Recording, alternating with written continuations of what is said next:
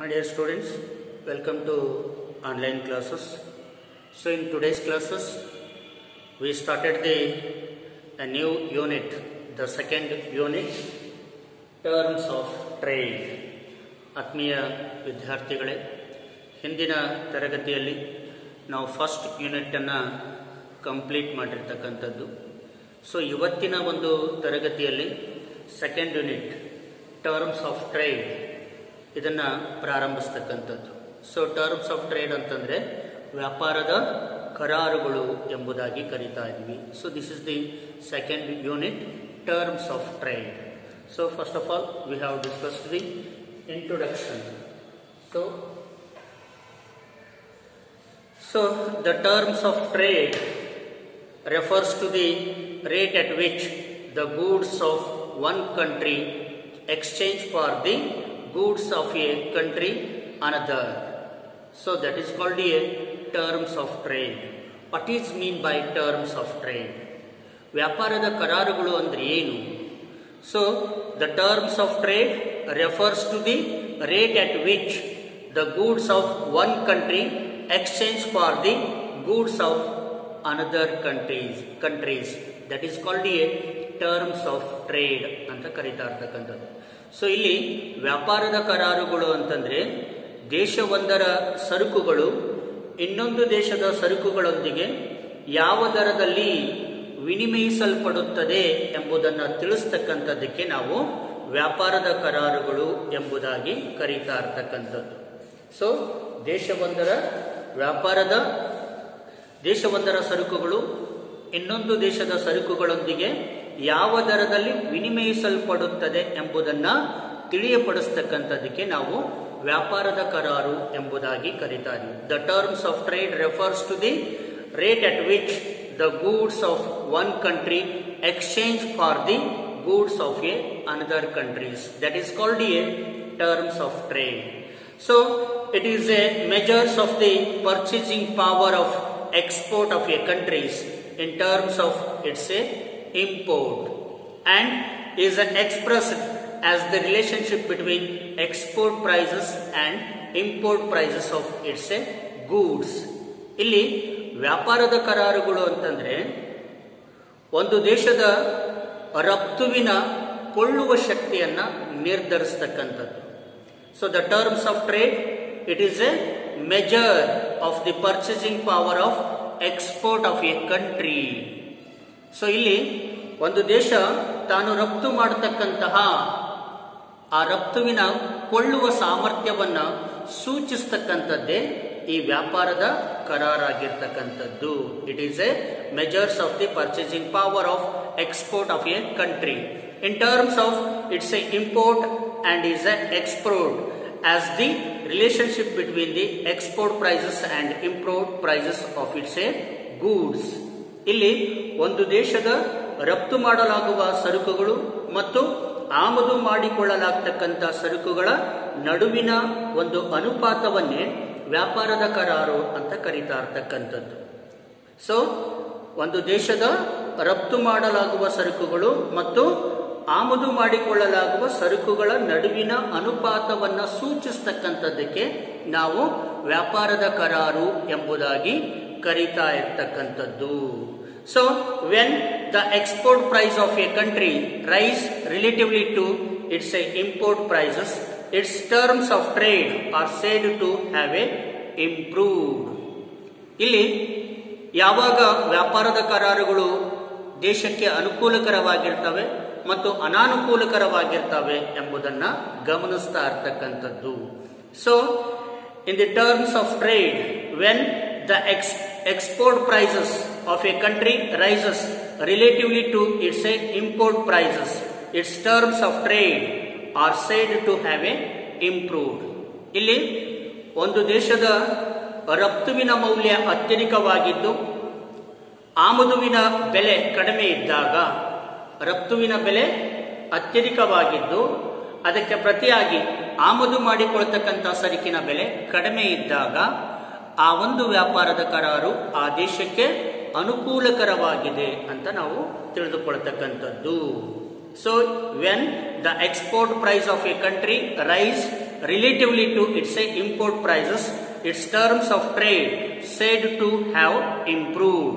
So the countries gain from trade because in it can have a larger quantity of import in exchange for a given a quantity of export.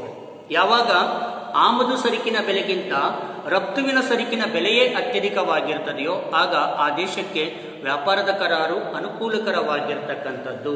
ಯಾಕೆಂದ್ರೆ ತಾನು ರಫ್ತು ಮಾಡತಕ್ಕಂತಹ ಸರಕುಗಳಿಂದ ಆಮದು ಮಾಡಿಕೊಳ್ತಕ್ಕಂತಹ ಸರಕುಗಳ ಪ್ರಮಾಣ ಅತ್ಯಧಿಕವಾಗಿರ್ತಕ್ಕಂಥದ್ದು. ಯಾಕೆಂದ್ರೆ ತಾನು ಅತ್ಯಧಿಕ ಬೆಲೆಗೆ ಅಲ್ಪ ಪ್ರಮಾಣದ ಸರಕುಗಳನ್ನು ರಫ್ತು ಮಾಡಿದ್ರೆ ಅದಕ್ಕೆ ಪ್ರತಿಯಾಗಿ ಕಡಿಮೆ ಬೆಲೆಗೆ ಆಮದು ಸರಕುಗಳನ್ನು ಅತ್ಯಧಿಕವಾಗಿ ಆ ದೇಶಕ್ಕೆ ಪಡೆದುಕೊಳ್ಳಲಿಕ್ಕೆ ಸಾಧ್ಯವಾಗ್ತಕ್ಕಂಥದ್ದು. ಆಗ ಆ ಒಂದು ವ್ಯಾಪಾರದ ಕರಾರು ಆ ದೇಶಕ್ಕೆ ಅನುಕೂಲಕರವಾಗಿರ್ತಕ್ಕಂಥದ್ದು.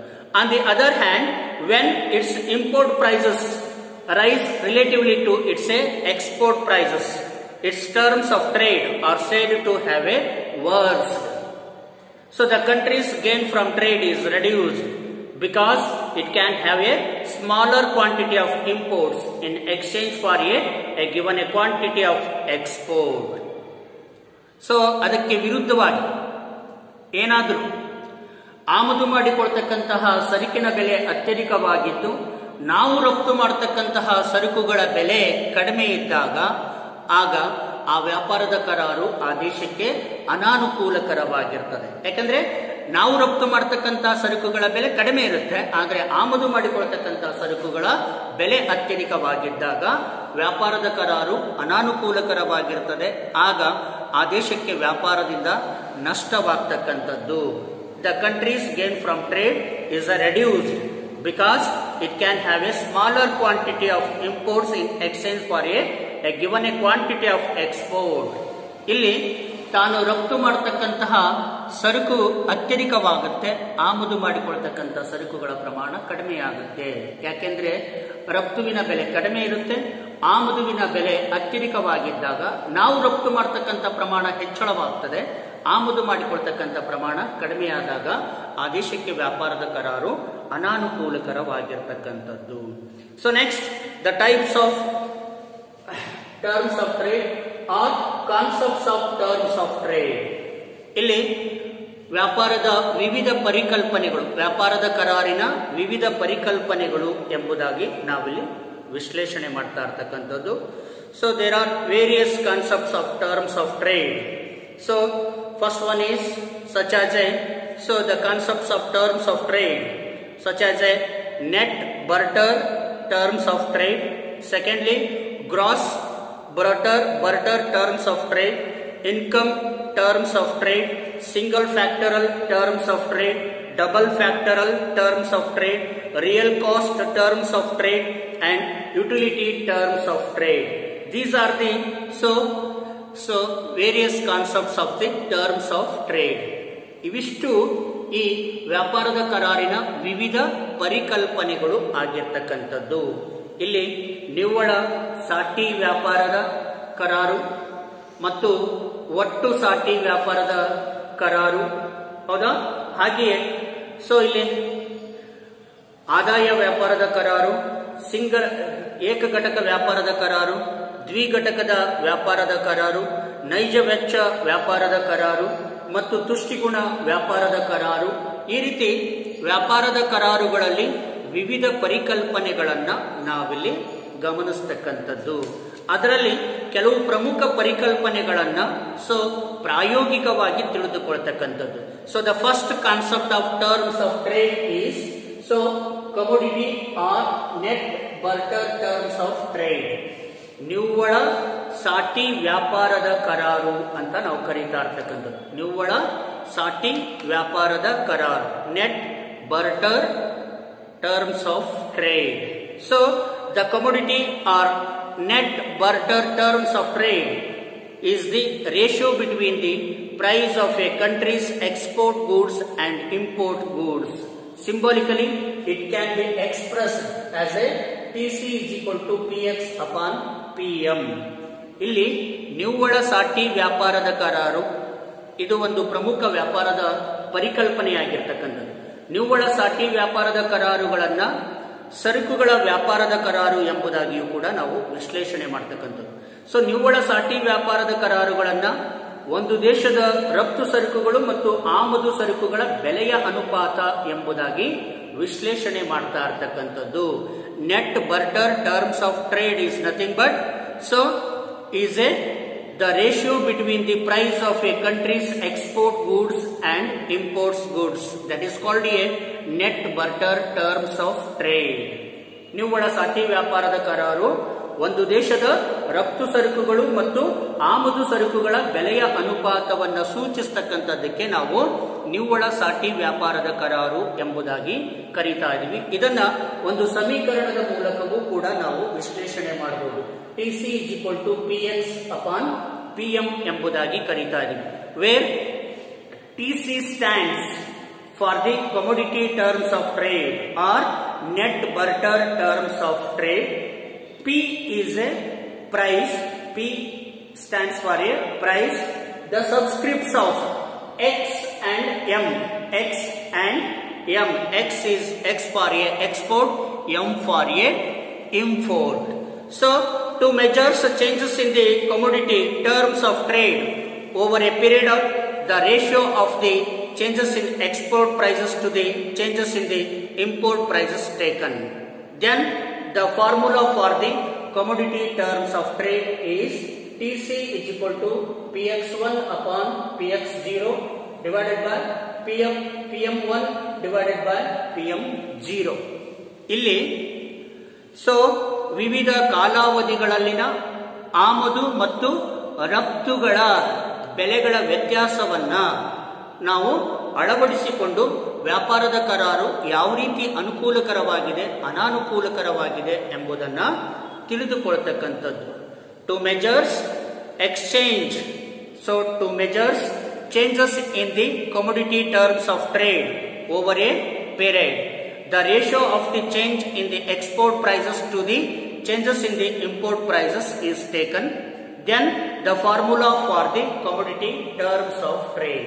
ಇಲ್ಲಿ ನಿವ್ವಳ ಸಾಟಿ ವ್ಯಾಪಾರದ ಕರಾರನ್ನ ಒಂದು ಉದಾಹರಣೆಯ ಮೂಲಕ ತೆಗೆದುಕೊಳ್ಳತಕ್ಕಂಥದ್ದು. ಅಂದ್ರೆ ವಿವಿಧ ಕಾಲಾವಧಿಯ ಆಮದು ಬೆಲೆ ಮತ್ತು ರಫ್ತುವಿನ ಬೆಲೆಯ ಅನುಪಾತವನ್ನ ಗಣನೆಗೆ ತೆಗೆದುಕೊಂಡು ನಾವು ಈ ವ್ಯಾಪಾರದ ಅನುಕೂಲತೆಯನ್ನ ನಾವು ಸ್ಪಷ್ಟವಾಗಿ ತಿಳಿದುಕೊಳ್ಳಬಹುದು.